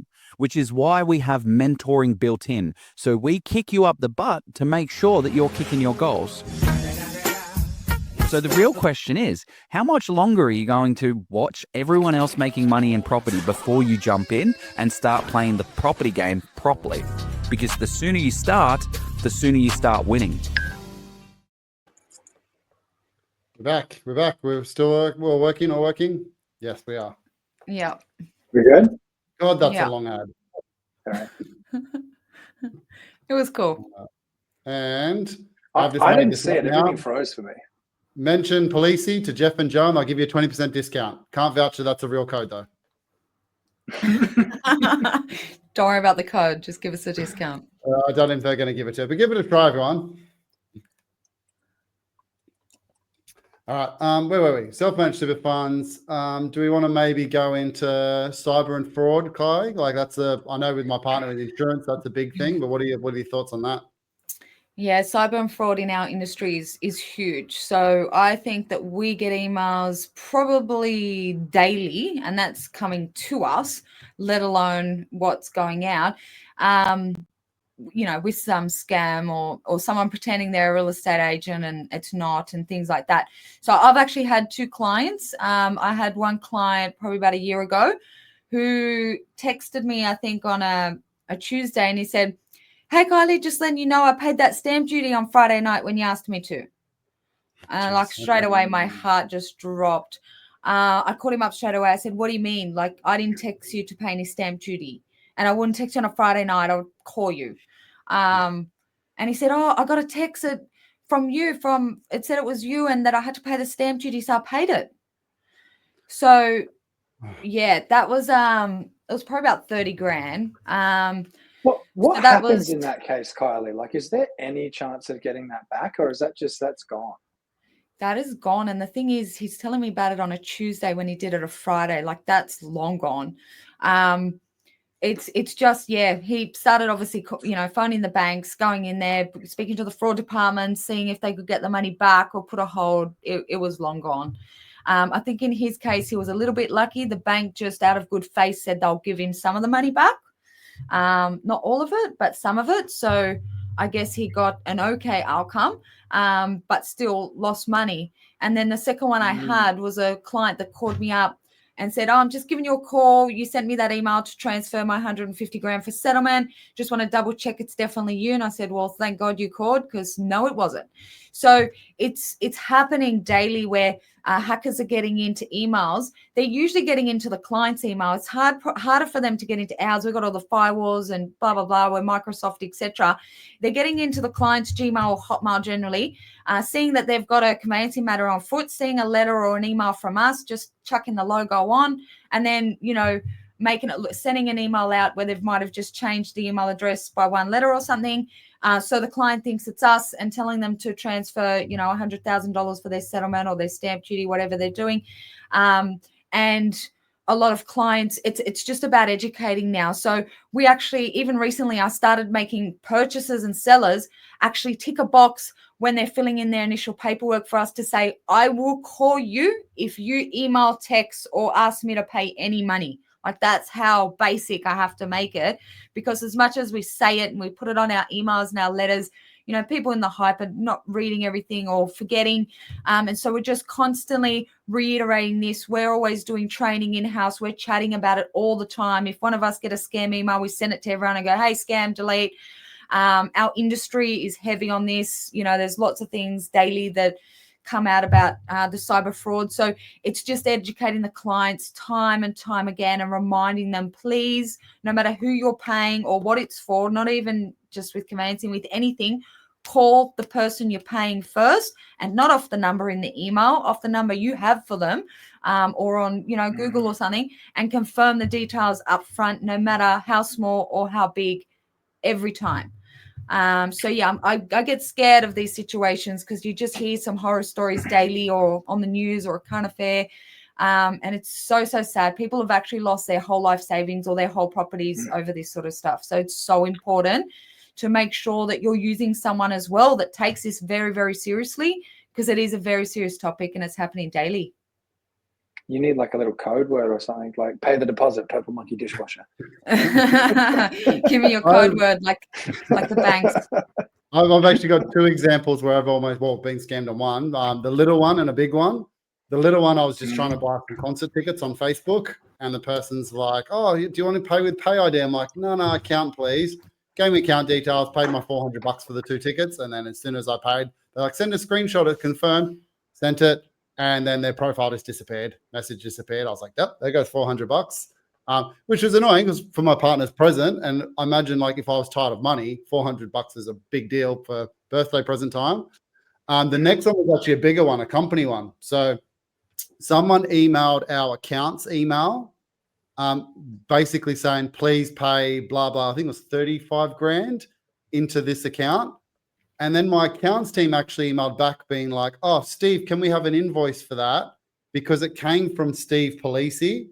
The email wasn't my email though. It was like Steve Polisi, but then the email was like gb7x@gmail or whatever. Then they sent an invoice to my accounts team. And the way I do it in my company is once a week, they create like a payroll file and I go through, I'm like, "Oh yeah, I'll pay that." And I was just so lucky that it was a big number. I saw the 35K and was like, "What the hell is that?" And then I called payroll, accounts team, and they're like, "You sent us that invoice." And I'm like, "I didn't." And then I saw the email. If that was 4 or 5 grand, probably would have not noticed it. I probably just would have been like, "Oh, that's a social media, or that's that." But it was just because it was such a big one. So that was the one time I almost got tripped up. Yeah. I've had this a few times just with pizza and property, and Ozprop said the same thing in the comments section. There's this a fake account. Well, there's been a few of them. Every time I see it, I'll report them. I'll get them banned straight away. But they've got Pizza and Property as their logo, and they'll comment as if they're me, and it even says like @Pizza and Property. And then they'll get people talking, and it'll be like, "Oh, cool! Like, come and join my blah blah blah." And I clicked on it one day, and it was like selling Bitcoin and all kinds of shit. But it was just, it looks like us. If you hadn't known, you'd be like, "Oh, cool! Is this what they're about? Yeah, let's start talking." Yeah, everyday people wouldn't know. We get it even on us. So we get, someone writing to us saying, "Oh, hi, I'm looking for a conveyancer. I've got the contract attached in the link. Can you click it?" And like we're so used to them now that straight away I look at the email address, I look at the wording, I'm like, delete, that's scam. And I always tell the girls anyway, if you're not sure and there's no phone number, just delete it. I don't care if we had to lose an actual legit client over it, because the risk for our clients and our business is so much higher. Yeah, it's massive. So we're pretty good at detecting it, but I don't know how everyday people would like it'd be so easy to fall for it. There's one I can't remember the company you were saying before. Oh, sorry, Steve. Oh, you go, mate. No, I was just going to say, if you were going to bulletproof it, from what you said before, I think that's really the thing is, do not call the number in the email. Call the number that you have in your phone, but make sure you always call before paying. Like it's like if you put a few checks in place beforehand, that's really the thing that rings true to me. Don't just ever blindly pay anything, even if you're thinking, "Oh yeah, this looks all right." Just a phone call, and a phone call to the actual person. And then if Kylie's like, "Oh yeah, that is me," it's like, cool. That's really the proof that you need to, in my book at least. Makes sense, a lot of sense. It's 100%. getting harder. So this is another story. I can't remember the company, but it was a big CEO of a really like high net worth company. And they got in, they worked out that he was going to catch a train and there was going to be a blind spot in Europe that he was going to be going through for like 40 minutes or whatever it was. So he sent an email, I cracked into his email, sent the accounts team saying, "Hey, I need money in this account quickly, like in the next hour." And then they're like, "Well, we can't do that." So he's like, "Cool, we'll do a video call." So then they video called him and they had the AI deep fake one. And it was a bit grainy, being like, "Oh, I was going through a tunnel now. Make sure you get it to this account, blah, blah, blah." And then the accounts team transferred, I can't remember what it was, like $2 million or something. and then he got Does out. this actually happen, or is this like Yeah, the plot it of a actually new happened. law? I'll find the article and I'll post it in the comments.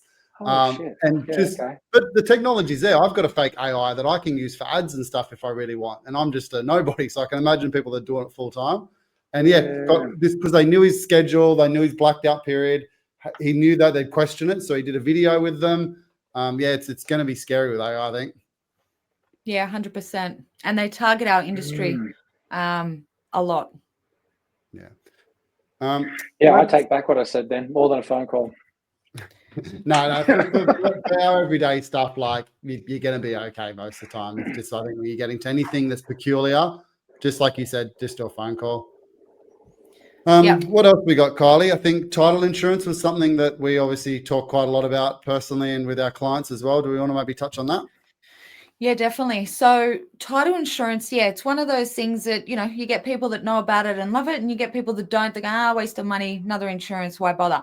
So essentially what I tell clients is years ago when a property was sold before the electronic world, and when things used to take weeks or if not months to do an exchange because it used to be by post, it was normal for buyers back then to get a survey report every time, to get a building certificate every time, to do all lists of, different government searches and stuff to try and find out as much as they can about a property, because the contract is not going to give you all the answers, unfortunately. And even due diligence will find out many things, which is great and you need it, but it's not going to give you everything.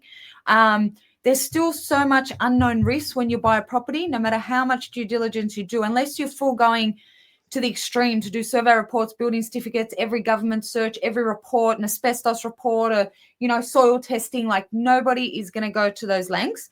But back in the day, a survey report and a building certificate was the norm once upon a time.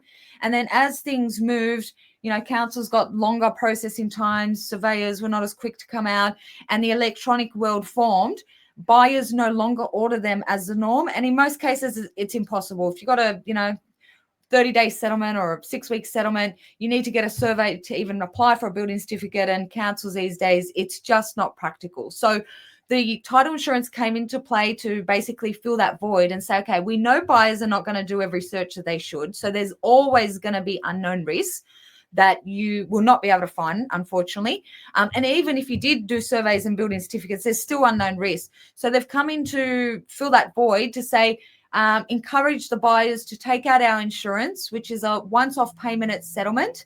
We cover them for the life they own the property, up to the full value of the property, for important things such as unimproved building works. So obviously if there was like a granny flat built and it wasn't approved, or a garage converted, or any sort of unapproved building works, if or when council find out and hit you with that beautiful notice to say, on the best day, show cause, and on the worst day, a demolition order, they'll come in and take care of all that and cover all the costs involved.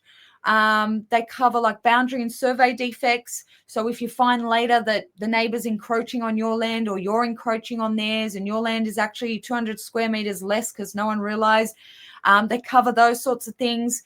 They cover planning and title defects, outstanding rates and taxes. They even cover the registration gap, which most people don't even know what that is. So the registration gap is basically from the time you settle to the time your name is on title. There's always going to be a period. That period is shorter since the electronic world, but the period's still there. And there's been times where once it's settled, a caveat's been lodged on title or something, or a writ or a mortgage or a charge. And if that's come on before your transfer has gone through, that takes precedent. With land titles, registration takes precedent. So they cover the registration gap. They even cover like fraud and forgery. If someone ever stole your ID and had the property transferred into their name, which FYI, I actually nearly had this with one of our clients about 7 or 8 years ago, 2 properties that nearly went under his skin. Literally, we saved it by, it was so close. They cover all these sorts of situations, and it's just a once-off payment at settlement. The premium differs depending on the purchase price, and they cover you for the life that you own the property. So if any of these things come up later, whether it's 1 year, 10 years, whatever, you contact the insurer, they jump in, they sort it out, they go chase whoever they need to for money or recovery, but you've got the peace of mind that it's sorted, no stress, no money out of your pocket, done. So we definitely encourage buyers to get it, and we don't get anything out of them getting it. It's not like we get any, trail or anything like that. It's just a really good peace of mind, because again, no matter how much due diligence you do, there is still unknown risks that there's nothing you can do about it. Like, you could do all the searches in the world and it's still not going to protect you 100%. It's pretty cheap as well. It's like, well, what's the going rate for that now? So, for example, if you bought, like, let's say a residential property between, say, 1 and 2 million, it's about $1,100-$1,200 for lifetime. That's the most lifetime. important Yeah. part, So lifetime. it's not something you pay monthly or yearly. It's just once. So if you compare it to any other insurance, it's cheap as chips, because everything else you're paying for your life. Just once. And you got that peace of mind. And unfortunately, with property matters, if an issue comes up, it's generally years after, not weeks or days. It's generally years after, either when you go to develop, or your neighbor goes to develop, or you go to put in some application to build this granny flat or whatever. That's usually when it's going to be discovered. So it's generally years later. But the unfortunate thing is that when things come up with property, they're very expensive and very stressful. I don't know if Do you find there are certain... I was going to say, do you remember, Kylie, the Katoomba property that I bought? And I was 99% sure that one of the bedrooms was not approved. And I was like, I'm going to get title insurance because no one's told me it's not approved. It's not on paper anyway. It's not approved. And I was going to get title insurance. And then the selling agent the day before settlement, remember, was like, just letting you know that's not approved. And I was like, damn it, there goes my title insurance. Yeah, because they cover unknown risks. So if you've been told about it, or it's disclosed somewhere, or someone's told you, then it's no longer an unknown risk. So yes, it's unknown risk. I think you got money off anyway. I think we got 30 grand off or something like that, which is quite nice. Yes, I believe so. Sorry, Toddy, what were you saying? I was going to say, are there certain types of properties that you find, or maybe locations that are at higher risk? Like, especially because when you were talking about maybe boundary realignments, people are going to actually develop later on. I remember in Adelaide, back in was it Coromandel Valley, Blackwood? I swear they were drunk when they surveyed that area. The fences are kind of near the border. It was just like, oh yeah, it's about there. Like, when you said that, it's like, to me, the title insurance would make a lot of sense in that kind of an area. Is there like a real common factor, something like that you see, where it's like, yeah, you'd kind of be silly not to get this? There's no particular area on its own that we think, oh, definitely you need it more than another area as such. Queensland, for some reason, there's a lot of illegal works. A lot of someone having a big 2-story house and turned it into 4 little units themselves, on the one title, and never got approval, or converting a garage into a granny flat. I find Queensland have a lot of it. Don't know why, but it's just the way it is. But I still wouldn't say just because you're buying in Queensland, you should get it, and the guy, in another state shouldn't. I say the same to everyone. But yeah, there's definitely, or if a client says, I've been there and I've seen it, and I'm a bit iffy about something, well, for sure, no brainer. I get the clients that say to me, oh, I think they've done something there that might not be approved. It just doesn't look right. Should we ask the question? That's another thing that comes up, which is a hard conversation, where they ask me, should we ask, like, if, give us the approvals, or is it approved, or when was it done? And my first question to them is, if the answer is it's not approved, are you still buying it? And if their answer is, well, yes, then don't ask and just get the title insurance, because you're actually just going to shoot yourself in the foot. Interesting. So, but if your answer, in certain cases, but if your answer is no, if I find out that's not approved, I'm not going to buy it, different story. We'll make all the inquiries in the world. But that's a hard, like someone has said to me, so we're just going to insure against it rather than checking it. And it's like, I'm not saying don't check it. What I'm saying is, if you tell me that even if I check it and the answer is no, that you're still going to buy it, then what was the purpose? But that's insurance. Like, you get building insurance. You could theoretically send over 10 engineers and say this house is built perfectly. You'd get an insurance to cover that risk in case it's not. Yes, exactly. But yeah, we do get those funny questions where a client will be like, that seems funny. Why would I you're saying don't check it? And it's like, I'm not saying don't check it. I'm saying we've got to match your because it feels dishonest, and that's why I kind of had as well. You're in this weird situation, but that is also the purpose of insurance. So it's the purpose. It's unknown risk. And look, there might not be any issue there. Maybe it is approved. We don't know.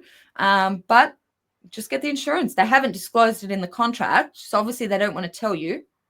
Highly doubt if you ask a question that's going to give you any answer. They're probably going to say purchaser make their own inquiries is usually the answer.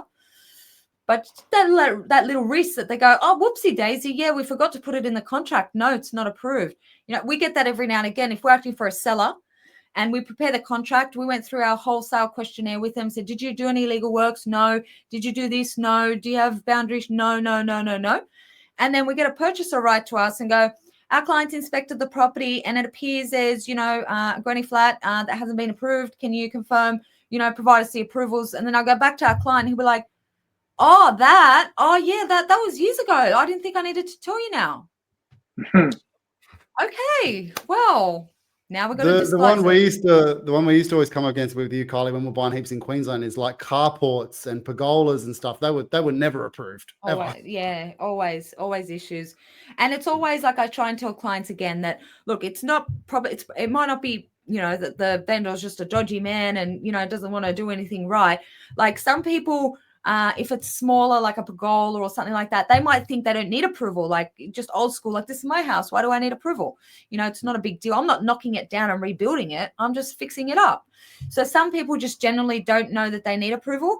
And then others, because the process with council these days is just so annoying and so costly, some are like, I know the risk and I don't care. I'm not going through that headache with council. And so some just choose not to. So it's not uncommon. These things come up all the time. And vendors won't always tell you either. And again, it might not be purposely. It might be just they're thinking, oh, no, that was years ago. I didn't need to tell you now. They might think that we're just asking about recent and, it's just the way it is. It's not always, people are not always going to give you that information freely. Yeah, back on the resi side of things to keep Jeff happy as well, because I feel like it's going to be steered commercial again, Steve. No, the resi one. What is it, or what's the policy? Because I know this changes slightly from state to state, and more of the best practice rather than a policy. If someone's actually buying like a renovated property, then obviously you're going to need to keep like waterproofing certificates, things like that. There's certain works that need to be proved for a different period of time. Like if you've got someone that's either renovating, how long should they be keeping that for? Plus, if someone's actually buying something that's had works done, what kind of questions should they be asking to make sure it wasn't sort of dodgy Dave that slapped the tiles up? Yeah, if you're renovating, you should generally keep things for 7 years, because most timeframes with like home warranty insurance, 6 years and so many months, most things are around the 6 to 7 years. So you should generally keep things for at least 7 years if you can. Most importantly, if you can't keep everything, at least maybe the approval and the final occupation certificate would be ideal. And then if you're a purchaser buying a property, one question that clients say to me probably daily as well is like, when I say to them, you're going to get a pest and building inspection done, or at least a building inspection. No, it's brand new. Why would I need a building inspection? We see more problems these days with the brand new than the older properties, unfortunately. It's just what's happening at the moment. So we, would go in and ask for the occupation certificate. It's not so much the approval we care about, because if the OC is there, they've got the approval. You could ask for the approval just for the sake of it, but it's the occupation certificate, the home warranty insurance for residential properties. Don't forget that only applies for properties under 4 levels. So for units that are over 4 levels, including underground car parking and stuff, they don't need home warranty insurance, which is very frustrating. But anything under 4 levels or homes, home warranty insurance. Waterproofing is definitely a big one. So generally these days we're starting to ask for waterproofing certificates. We might not have in the past, because the OC usually says everything's good. But because there's so many issues, the OC, an actual private certifier that issues OCs, said to me once when I had to call him, we were acting for a vendor and a purchaser was telling us that there was something non-compliant, but the OC had issued. So I had to call the private certifier and say, this purchaser saying this is not compliant and that you've issued the OC illegally, like what's happened here? He actually said to me, which I was surprised, he said, Kylie, I'm not a plumber. I'm not an electrician. I'm not a builder. I'm a private certifier. The trades submit their documents to me. I tick my boxes that they've given it, and I issue the certificate. It's funny you mentioned the waterproofing. I've had like 3 of 3 friends who have bought like a high density apartment have all had water issues. Like the one that lives around the corner from me in Queenscliff had literally had water running down their internal wall during storms. Must just be new build, just not designing correctly. It is. They're just not doing the right thing with a lot of the new builds, probably more so over the last sort of 10 years where there's so many water issues. What's that dude's YouTube channel? He runs around with a vest on looking like a Star Force yeah. officer. The building inspector He's guy, on there. Site Inspections Australia or something. I've got it, like, it's funny, yeah. Like he calls himself a forensic building inspector. But yeah, he's But they're hilarious. always new builds, like you're saying. Always. And that's the funny conversation with clients when they say to me, a building inspection? No, why would I do that? It's brand new. Like, I've just said something out of this world. And I'm like, no. We actually have more issues with the new ones than the old. So still do your due diligence, still check things out. Doesn't mean because one's 1 year old and one's 20 years old that the 20-year-old must be, older and crappier. It's not the case. Not the case. It's deceiving. Yeah. One of the stories I was going to say before is one of my friends, he's had his back pergola and he spent a truckload of money building one of those alfresco kitchen things and then blocked off one of the walls. And then because he replaced the roof sheet, he raised it a little bit and then nothing was on, had it for about 5 years. Next door was building a brand new double story and realized that it wasn't like it was too high for what it needed to be. He's going through the whole thing, trying to get it approved. He's probably going to have to rip the whole thing down, like $50,000 worth.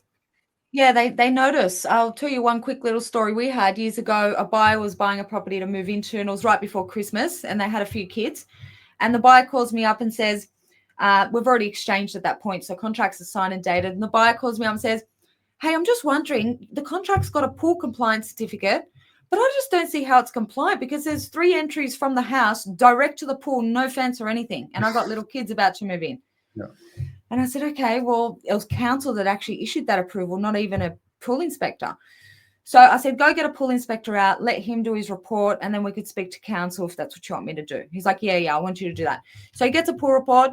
The guy says, because council issued it, I can't override it, but my report will show why it's not compliant. So he gave us the report. We submitted it to council, which was on the instruction from our client. Council jumped on it straight away because as soon as we mentioned pool and kids about to move in, they jumped there and then, like within an hour, they had a notice out to the owner redacting the approval and issuing them an order to rectify it immediately. And not just that, from the pictures in the pool report, they saw illegal works and issued a notice of intention to issue a demolition order as well.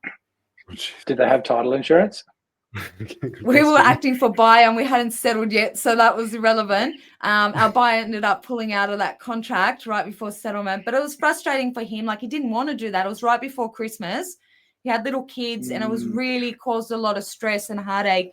Even though he didn't buy the property and didn't have to have the problems, the stress and issues it causes, snowball effect with other things, can be a lot as well. I want to ask something, and it's kind of to both of you, and I don't mean any offense by this, but like as an ex-selling agent and a conveyancer representing the seller, do you find like a weird, what's the word I'm looking for, almost like a conflict of interest to be honest per se, because your job's, if there is something wrong, Kylie, to protect the buyer, protect the seller as much as you can, obviously with those things in your clauses and your special conditions. How do you go around like mentally with that? And I'm saying you're lying, but I've asked the same thing to selling agents as well. Like, how do you find that middle ground for not being too much of a bulldog and letting like a deal go through? Yeah, look, there's situations where we're even told, like, if you over disclose and it was something you didn't need to legally, a claim can be brought against us, for putting the vendor in that position as well, where it was meant to be buyer beware, for instance, and we over disclose. So it is hard. Sometimes we've got to have conversations with vendors that we don't think are being really honest because of the information we're getting from buyers and stuff. We'll go back to the vendor and say, hey, this buyer is asking this and this buyer's asking that. Like, are you sure you haven't done works and we know from their responses, they're lying. Yeah. But we can't do anything about it. We can only work on the instruction, but we do obviously really heavily relay back to them that, listen, you've got a duty to disclose illegal works, for instance, or if it's something else that they must. If you don't, and this buyer goes to council and gets them out to inspect, and council, if there's any matter that would justify an upgrading or demolition order, this buyer can pull out there and then, and they could even come back at you for some damages. So you're better off just being open and honest up front, because if, for example, if they're selling a property, imagine what that would do to them if right before a settlement on their sale and their purchase, their sale falls over because this buyer pulled out because he found out some information, and then they're going to breach their contract on their purchase and lose their 10% deposit. So it's in their best interest in most cases, to be honest. But there's some situations where we know they're not. If they tell us to specifically lie, if it's something material, we might have to say to them, look, we're not going to do that. You either tell the truth or we won't be able to act for you. Because it's a hard situation. It's just because we've worked together like 300, 400 plus times, obviously on the buying side. So I've seen how like aggressive you are with getting it on the buy side. I've never really thought about, I never really thought about you representing the seller, even though you've sold, obviously done the contract for the properties I've sold as well. But like there was nothing special about those. I didn't have to hide anything. I've never actually thought about like, oh yeah, sometimes like you kind of need to get the best outcome for the seller as well. We do, yes, within limits, not doing anything dodgy or hiding particularly. But if it's something we have to protect them with legally, like sometimes a buyer might ask a question and we have to say to the vendor, don't answer it. Because if you answer it in the wrong way, you could put yourself in more risk when you were just trying to be open and honest. Don't answer it, buyer beware. But if it's something they have to disclose, like we'll tell our vendors straight as well, like don't be gross, you need to disclose it. You know, it's the same for selling agents, I imagine, Todd. Like I want my selling agent to get me the best price. And like I don't want them to lie, but your game is, I imagine, somewhat of deception to get the best price. It's exactly the same as what you do, just in reverse on the other side of it, because it's like for me, I always want to make sure, well, not anymore, but years ago when I did it, like the first one that comes to mind is when I was selling an apartment, literally just before I left the career, and they had all of these special levies, like ridiculous special levies in this building. I'm talking like $2 million for the roof, $400,000 for the elevator shaft. The strata was already $1,800 a quarter, which isn't great, and it jumped up to $5,000 a quarter. I've talked about this on the show before, right? And I had to spin this as if this was this fantastic thing that was happening. The guy that I was selling this to was just like, oh no, it's an investment in the building. It means that they're super proactive. And I'm listening to the shit that's coming out of my mouth, just thinking, I really hope you don't believe me, bro. But it's like my job though was to sell this for the agent, who, if I told you her story, she was this absolute sweetheart that paid too much for the thing, was like promised the world by the agent, had sat on the thing for 10 years, hadn't gone up in value. She was just trying to not lose money before they retired. So it's like, that's the person that I'm working for. That's the person that's paying me. So I then have what's known as a fiduciary duty to do everything in my power to make sure I get the best result for her. But then equally in the opposite way is like, if you, Steve, you've got the chance to be like, call up your client, be like, mate, I can buy this building for $2 million. This is worth 2.5 every day of the week. You don't feel bad that you're ripping off the vendor because you're working for the buyer. I'll tell you my equivalent of that, and Kylie's seen me do it, especially back in the resi days, when you get a build and press report, and I literally list out the 10 items that were wrong, and guess what the price that you replace them for? It's like, oh, leaking toilet, $2,200. Well, I was overinflating it by 5-fold, and then cool, it's 30 grand worth of works, but we're going to request 25 grand, even though it's 10 grand. And so I was doing the exact same for the buyer. So that's a good point. Yeah, it is. It is. And we see it on both sides. We sit in the middle and just go, oh, this is going good. This guy wants $1 million more and this one wants $1 million less. And yeah, we'll see where we end up in between. Those days, remember, Kylie, back in like 5-6 years ago, it's the Logan Ipswich days where every property was a negotiation for building and pest. Yeah. Not so much anymore. Now it's a hot market. You've barely got any wiggle room. Yeah. Yeah. So, yeah, it's just educating clients more around that stuff too these days, you know, understanding that not every property is perfect. There's always going to be little things. Yeah. No, this has been awesome. So, Toddy, you want to say something first? I was actually just going to quickly say, just on the building and pest side of things, you touched on this earlier, Kylie, like around building reports that are supplied like by agents, because I know there's a few companies now starting to pop up where it's more like almost like a independent third party. So it's not ordered by the agent, it's not ordered by the vendor, it's not ordered by the purchaser, kind of thing. Are you seeing a bit more of that? And is there a different layer of trust with that yet, or is it like, no, it's still a bit too new? Your thoughts? Someone still has to order it. Someone still has to order the reports and pay for the reports. Okay. Yeah, so it's it's just a risky one. There's been a lot of court cases and things where buyers are bought down the track. They found there's all sorts of issues. It wasn't in the report, and they've got no recourse against anyone because they didn't order their own independent inspection. So there's big warnings these days about, look, do your own due diligence. I think agents having the report is good from a marketing perspective, so agents can see if there is anything wrong and how they're going to market that and all the rest, which is awesome. Probably smart agents would do that. And maybe for last minute buyers, because I tell a buyer, if an auction's tomorrow and you've got no time to do a report, well, a report's better than no report, I guess. But you should always be doing your own, so that if something goes wrong, whether purposely or by accident, you've got someone to sue. Toddy, you talking about, so when I looked at a property last week, the agent sent me a link for building and pest reports, and I clicked it and it took me to like 10 building and pest companies, and you could book through their link. And I was like, this is better than just the one where, you know, you can get the $49 one or whatever it is. I'm like, this is better. But my rationale with that is, if they're a really stringent building and pest inspector and they're like, this is horrible, do you think they're going to make that list for long? I'm pretty sure they'd get booted, and they want some more of the blasé ones. They will be booted. I've actually had inspectors say that to us, that they've had agents or vendors ask them to remove things from their report because it doesn't look good for sale. Yeah. I remember speaking to a guy, Jared, I think it was in Perth, and he was actually saying he did get the one from the agent, and he works in the industry, knows it. And he's like, oh, I'll just get my own. Thing was riddled with white ants. And it must have been found, like, because otherwise it was like, come on, how could you not find that? But exactly to your point there, Kylie, it's like, if he had have just gone, cool, oh yeah, I'll use this report, no recourse, nothing to do about it. Yeah, 100%. And that's the thing. It's not about like, oh, the agent or the vendor is being dodgy. Like, yeah, that can happen too. But that's not what it's just purely about. It's just, it is what it is. They're the seller, you're the buyer. Do your own checks.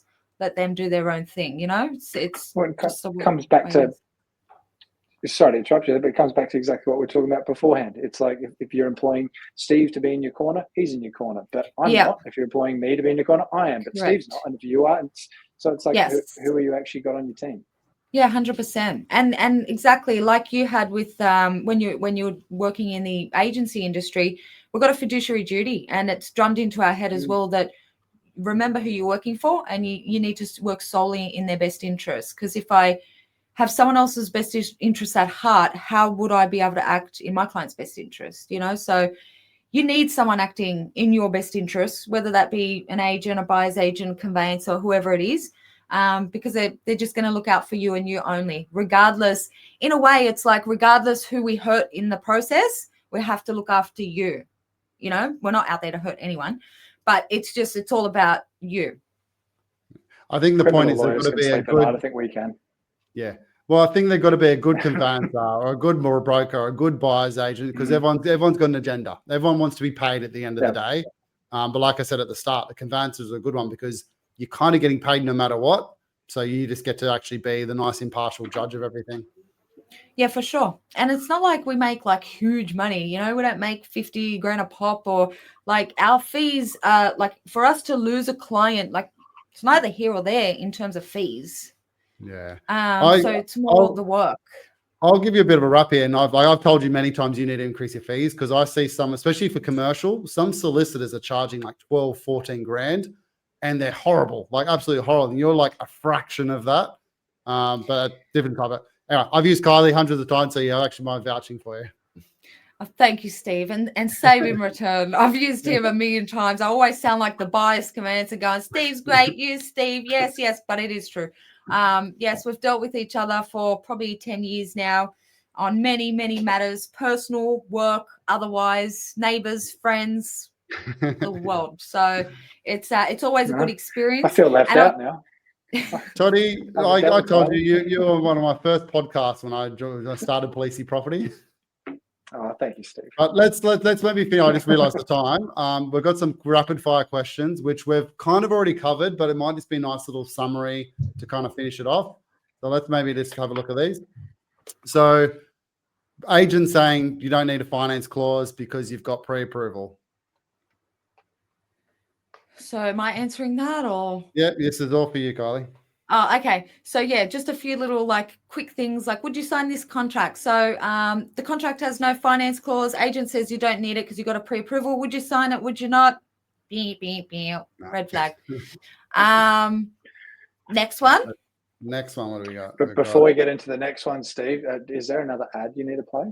No, oh, we got my ad, but I can't be bothered. I was actually enjoying this too much. If you want my books, guys, Okay. go to policeyproperty.com. They're for free. I've just seen the message come through. I don't want you to get in trouble. I don't care. I'm being host today. People know who I am.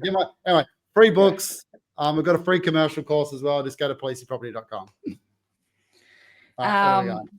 So next one, vendor wants to stay in the property for 60 days post settlement, rent free. Would you just go ahead and sign that contract? Pew, pew. We need to draft up special clauses around that if we're even going to agree to it. Essentially, next one. There are some special clauses. So we're doing a development at the moment in Kiama, and the seller who was the resident, we're actually giving him I think 3 months to actually live there and get all that other stuff sorted. So again, you need all the clauses in place for that. Yes. But you guys are a bit kinder, and your risk tolerance is probably higher as well.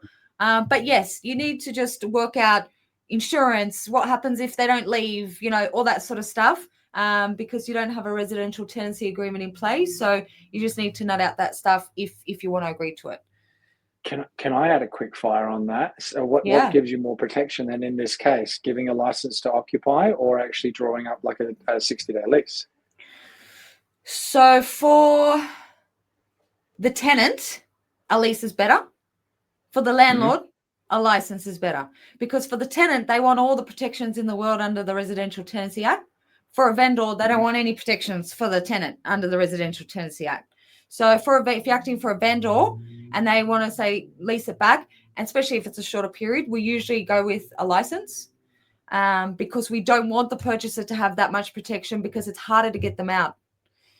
If you had to get them out, you have to go through tribunals and all that sort of stuff. So you would rather, if you're a vendor, if you're a landlord, you'd rather a license, but if you were a tenant, you'd rather a tenancy agreement. One of the case studies in my best-selling development book, we actually Steve had Policey, that is. we actually one of the case studies was one of the developers, because we interviewed about 20 developers for it. When he bought the house and he was going to do development, he actually got squatters that actually came into the property and stayed there, and that was a massive ongoing saga to try to get them out. Adverse possession is huge. If someone actually stays in your property for at least 12 years, maintains it, and pays the rates on it, they can have the property transferred into their name. Oh, really? But that's a whole nother subject, so we won't get into that. There is like Facebook groups, actually, I've seen this in the States and I've seen it on TikTok, and they're literally dedicated to teaching you how to get property by being a squatter. Yeah, you got to be a squatter. I've actually always thought that of like, you like in the neighborhood, the houses that have been empty and there's no one in them. And I imagine it's an overseas buyer. And you're just like, I could just move into that, give it a flick, like fresh lick of paint, put a carpet down, probably get a couple of years out of it and then move on to the next one. Basically live rent free your whole life. Yeah. There's always a couple of those around. Going to start a Facebook group, I think. Start doing that type of Steve, next one, off the plan. So we touched on this quite a fair bit. Off the plan contract with a 3-year sunset clause, giving full control to the developer to extend dates uncapped, or terminate and rescind when they like. Would you sign that sort of contract? But again, you need us to go through it to tell you that it's in there. Yeah, that's a good point. And I actually, we touched on this a little bit at the start. I find like I'll get excited about a deal. Like I find like a commercial for me or a house I like, oh, this is really cool. And then I send it to you and no offense, you bring it down back to reality real quick. You're like, don't like this, remove this. And you're like, thought I had a good one. Yeah, but they're different. Like you're looking at the physical Yeah. You know, where we're looking at the contract and the paperwork, and we're not looking at the physical at all. It's not emotional for us 1 inch. Like it's Yeah. emotional in terms of like helping the client and doing all that. But the property itself is not emotional to us at all. And we haven't even seen it. So we're just looking at the paperwork. But it doesn't mean it's still not a great deal, Steve. It just means we might have to have some negotiation done and a bit of back and forth with the other side, and then we'll be good. Yeah, I've got a good question on Facebook from Heather Jordan. So hello, Heather. She's actually wrote, would you buy dual occupancy property with one unapproved dwelling on site? And I used to see this quite a lot, obviously, when people are living downstairs and it's like the unapproved head height, or they've built a granny flat at the back that's unapproved. What are the risks and ramifications of that? Yeah, you need to understand the risk and see if that's one, your risk tolerance can handle it. Two, you've got the money and time when it does come up to sort it. Because essentially, when you're buying a property with illegal works like that, you have to think of down the track, if and when council find out, it's probably more when rather than if, but it's just a matter of when. They will issue you a notice or order, depending how bad the works are or what the works are. They could give you a show cause to say, tell us why we shouldn't issue a demolition order or an upgrading order. They could issue an upgrading order, meaning that you need to go and do a whole list of works to make it compliant, like fire safety, all that sort of stuff. Or they could straight out issue a demolition order and tell you to absolutely remove it straight away because it's just highly unsafe and they wouldn't approve it in, a lifetime. So that's one aspect, council. But then you've got the next aspect, insurance. So if there's illegal works, insurers are usually not going to insure them. Or they might just insure it initially because they want to take your money, but there'll be fine print to say if they find out later, if there's a fire and there's illegal works there and they're not going to pay out. So you've got that part. And then secondly, even probably more importantly too, that if you're going to rent it out, again, having a tenant in there, if something happens in terms of a fire or flood or something like that, and something serious happens to the tenant, you're going to be personally liable because no insurance company is paying out on that sort of stuff. So you've got a lot to think about, and you need to work out, like I've had a client say to me, I'm happy to take the risk because I'm going to move in and I'm getting a cracker deal. It's 300 grand under value, so I don't care what comes up later.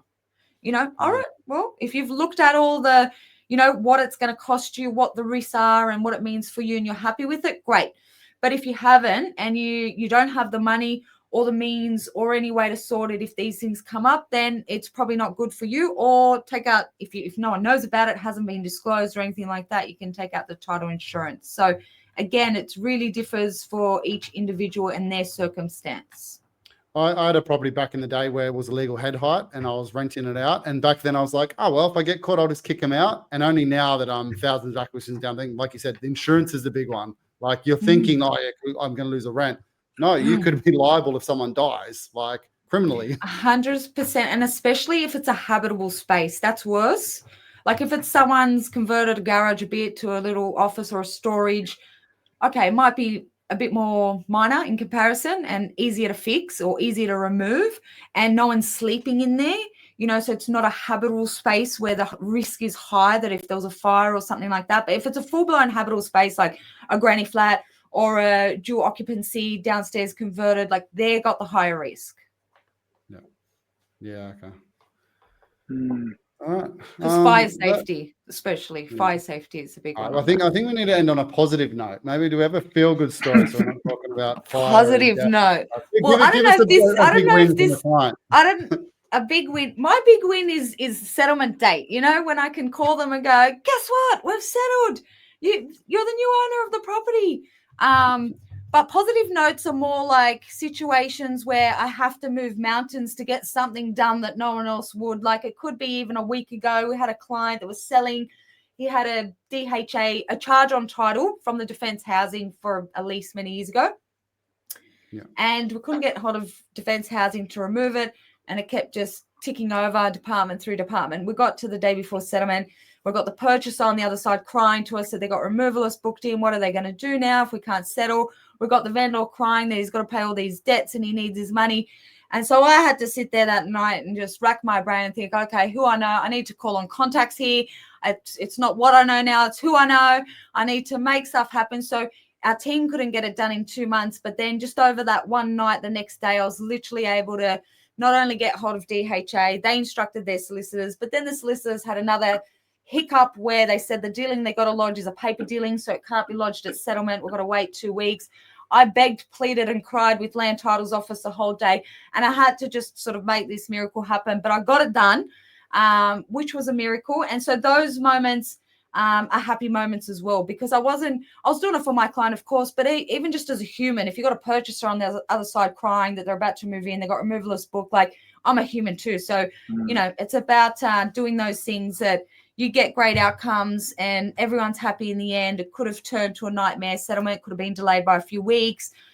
Who knows where the purchaser would be living or what they'll be doing. The vendor's got debts piling up. So it's those moments that we get into a tricky situation and I find a way out of the tricky situation and make everyone happy. They're the moments that you really highlight and remember. Yeah, you definitely go above and beyond. The amount of like 9 p.m. emails and calls I've had from you over the years getting problems solved. So no, kudos to you. Thanks, Kylie. No, thank you. And like I said, I'm always there to help. It is a stressful situation and it can be very costly and very stressful if something goes wrong. So it's like I won't leave until I've sorted it. Yeah. All right. So how do people get a hold of you? I'm going to put up your world-class conveyancing, but maybe where do you cover? What states of Australia do you cover? So New South Wales and Queensland is essentially what we do. If people come to us about other states, we usually refer them on to someone in that state. Not that we can't do it. It's just I'd say I don't do something unless I'm 100 or 1,000% competent in it. And if it's something I don't do, I'm not going to even dabble in it. So yes, Queensland and New South Wales, we do conveyancing and obviously recently started staging, styling and minor makeovers to increase sale prices, which is bringing huge results. So yeah, reach out on website, Facebook, Instagram, mobile, whatever you like, text, email, call. Happy to help. Any time of day. Midnight if you want. I might not answer straight away, but I will at some point. No, yeah, happy to help. No, awesome. And Toddy, thanks for jumping on late notice as well. Really appreciate it. And I've had a lot on today. Thank you guys for having me. This has actually been a really good chat, Kylie. And I think this is going to be something that, I mean, like we said at the very beginning, it might not be the fun, sexy, exciting kind of stuff, but getting it wrong, as I've even shared with one of my stories, can cost you a lot of money. So by actually having someone in your corner like Kylie that really understands the details of it, this has been an hour and 51 minutes that's potentially saved someone tens of thousands of dollars in mistakes. Yeah, 100%. And thank you so much for having me on. You're both, inspiring and knowledgeable people. So I was very nervous coming on, but I made it. And thank you so much for having me. No, thanks, Kai. And as Joe Tucker says, let's go buy some commercial property. See you guys.